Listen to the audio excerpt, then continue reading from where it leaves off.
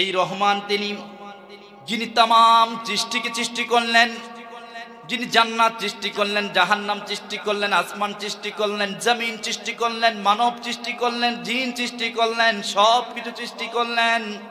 সৃষ্টি করার পর মানুষের রিজিকের ফয়সালা করলেন, হায়াতের ফয়সালা করলেন, মৃত্যুর ফয়সালা করলেন, আমলের ভালো খারাপের বিচার তিনি নির্ণয় করবেন। তিনি হচ্ছেন আর রহমান, তিনি হলেন আমাদের রহমান। সুবহানাল্লাহ।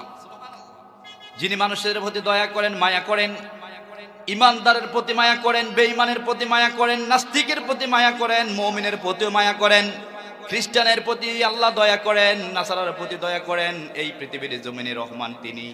কেমন রহমান আপনি দেখেন। মানুষ আল্লাহ ব্যতীত অন্যর পূজা করছে, মানুষ আল্লাহ ছাড়া অন্যকে ইলাহা মানছে, মানুষ আল্লাহর আইন ছাড়া দুনিয়ার মানব রচিত আইন দিয়ে জীবন পরিচালনা করছে, মানুষ আল্লাহ ছাড়া অন্য দেব দেবীর পূজা করছে। কিন্তু আল্লাহ এমন রহমান, তিনি এত কিছু করার পরও একটা বান্দার, একটা গোলামের রিজিক আল্লাহ বন্ধ করেন না। সুবহানাল্লাহ।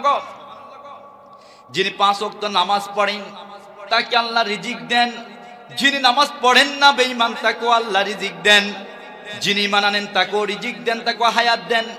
যিনি নামাজও পড়ে না, ঈমান আনে না, মূর্তি পূজা করে, মানুষের পূজা করে, আল্লাহ তার প্রতিও দুনিয়ার জমিনে আল্লাহ দয়া করেন। সুবহানাল্লাহ বলেন। যার রহমানের পরিচয় পেলাম, রহমান তিনি এক কথায় যিনি মানুষের কল্যাণ করেন।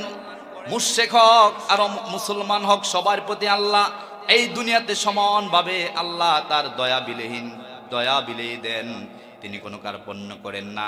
কিন্তু অরিজিনাল রহমানের গোলাম কারা, তাদের সম্পর্কে 12টি কথা আল্লাহ